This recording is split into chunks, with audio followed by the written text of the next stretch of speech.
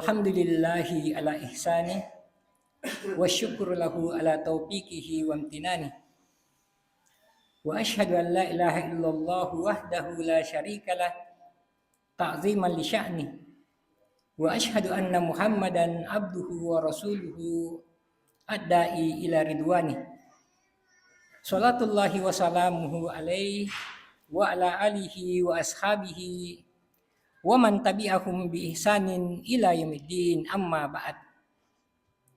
Qala Allah Ta'ala fi kitabihil karim, ya ayyuhallazina amanu taqullaha haqqa tuqatih wa la tamutunna illa wa antum muslimun.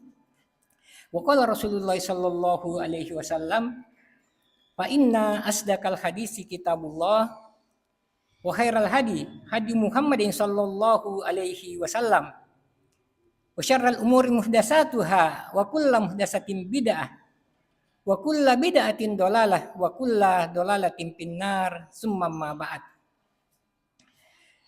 Masyarul muslimin sidang jamaah salat subuh yang sama dimuliakan oleh Allah Subhanahu wa taala. Setiap kita, setiap orang tua tentunya senantiasa menginginkan untuk memiliki seorang anak yang soleh. Setiap kita selaku orang tua menginginkan agar anak kita menjadi penyejuk hati kita. Yang mana kemudian dengannya kita berharap dengan solehnya anak kita tersebut, di kemudian hari anak kita akan mendoakan kita tatkala kemudian ya kita telah meninggalkan dunia ini. Ini tentunya harapan dari orang tua ya terhadap anak-anak mereka. Anak yang soleh itu bukan hanya pintar dan sukses di atas permukaan dunia ini, akan tetapi seorang anak yang soleh haruslah memiliki akhlak, memiliki perilaku yang mulia, yang dicintai oleh Allah Subhanahu wa taala. Lantas, apakah di antara beberapa akhlak yang harus dimiliki oleh seorang anak, terutama kepada orang tuanya, jika kemudian ingin dikategorikan sebagai anak yang soleh? Yang pertama adalah tentunya sang anak tersebut haruslah senantiasa berbakti kepada kedua orang tuanya. Ini poin yang pertama. Dan ini adalah poin yang paling penting yang harus ditanamkan, yang harus diajarkan oleh setiap orang tua kepada anaknya. Bagaimana sejak kecil dia sudah dididik. Bagaimana sejak dia berumur 7 tahun misalnya dia sudah diajarkan bagaimana seharusnya bersikap, bagaimana seharusnya bertutur kata kepada orang tua mereka. Allah Subhanahu wa taala berfirman di dalam Al-Qur'an di surah Al-Isra, wa qada rabbuka alla ta'budu illa iyyahu wa bil walidaini ihsana. Dan Tuhanmu telah memerintahkan agar kamu jangan menyembah selain Dia dan hendaklah kemudian berbuat baik kepada kedua orang tuanya. Jadi ini yang pertama. Seorang anak harus senantiasa kemudian berbuat baik kepada orang tua mereka, kepada ayahnya, kepada ibunya, kepada abahnya dan kepada umminya. Ini yang harus perlu diperhatikan oleh seorang anak. Dan ini tentunya adalah ya hasil didikan dari orang tua. Kalau sejak awal kemudian orang tua sudah gagal, maka sudah barang tentu kemudian ya sang anak tidak akan mendapatkan hal yang seperti ini.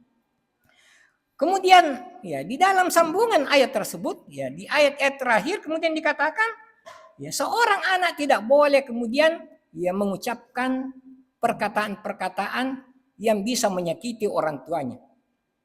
Fala taqul lahuma uffin wala tanharhuma wala tanharhuma wa qul lahuma qaulan karima. Ya, maka janganlah engkau ya seorang anak kemudian mengucapkan perkataan upin, perkataan yang seperti dan sebagainya. Tetapi hendaklah dia mengucapkan perkataan yang baik, ya, perkataan yang baik. Ya, contoh misalnya seorang anak apabila diperintahkan oleh orang tuanya untuk melakukan suatu pekerjaan. Ataukah kemudian misalnya seorang anak ya, diberikan nasihat oleh orang tuanya. Maka sang anak tersebut tidak boleh membantah. Tidak boleh langsung menyelah ucapan atau perkataan dari orang tua mereka. Yang kedua, seorang anak harus senantiasa kemudian rajin membantu. Apabila dia melihat orang tuanya melakukan sebuah pekerjaan, entah misalnya dengan menyapu rumah, ya, ataukah kemudian ya mengecat dinding rumah, ya karena sebentar lagi akan masuk ya hari raya, ya, dan rumah kita ya aut-autan. Tatkala orang tua ya membersihkan rumah, tatkala orang tua misalnya mengecat dinding rumah, seorang anak harus rajin membantu orang tuanya. Diminta atau tidak diminta seorang anak haruslah ya, bersegera untuk membantu ya, aktivitas orang tua mereka. Kemudian yang ketiga, seorang anak harus senantiasa kemudian berbicara lembut kepada kedua orang tua mereka. Di zaman kita sekarang ini, ya begitu banyak anak-anak yang yang bersikap kurang ajar terhadap orang tua mereka. Bahkan terkadang kemudian seorang anak yang tidak dididik sejak awal ya, membentak orang tua mereka. Waliyadzubillah. Maka tentunya ini adalah sesuatu ya yang sangat ya, dianjurkan, yang sangat dilarang di dalam ajaran agama kita. Ya. Ketahuilah bahwasanya keridhaan orang tua itu adalah ya, termasuk keridhaan Allah Subhanahu wa taala. Di dalam sabda Rasulullah sallallahu alaihi wasallam dikatakan, ridha Rabb fi ridal walid wa suhtu Rabb fi suhtul walid. Ya. Ridha Allah itu tergantung pada keridhaan orang tua, dan kemurkaan Allah tergantung pada kemurkaan orang tua. Jadi kalau misalnya orang tua kita, ya seorang anak diridhoi oleh orang tuanya, maka sudah barang tentu kemudian Allah Subhanahu wa taala juga akan ridho ya terhadap anak tersebut. Akan tetapi jika kemudian sang anak justru ya durhaka, melakukan perbuatan yang melanggar ajaran agama Allah, maka sudah barang tentu kemudian Allah Subhanahu wa taala akan juga murka kepada sang anak tersebut. Ini poin yang pertama. Seorang anak harus senantiasa kemudian berbuat baik kepada kedua orang tuanya. Kemudian yang kedua adalah seorang anak harus jujur di dalam perkataan mereka. Ya. Dalam salah satu sabda Rasulullah dikatakan, "Alaikum bisidqi, fa inna sidqa yahdi ilal bir, wa innal birra yahdi ilal jannah." Hendaklah kalian senantiasa berlaku jujur, karena kejujuran itu membawa kepada kebaikan, dan kebaikan itu akan memasukkan ke dalam surga Allah Subhanahu wa taala.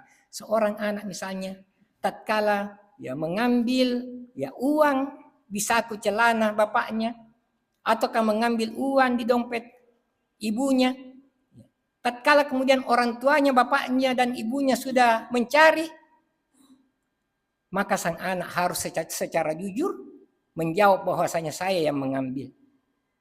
Tidak boleh dia ya ingkar, tidak boleh kemudian dia bohong. Ya, apalagi misalnya kalau sudah ditanya sama orang tuanya, ya, siapa yang ambil? Ya, apakah kamu yang ambil?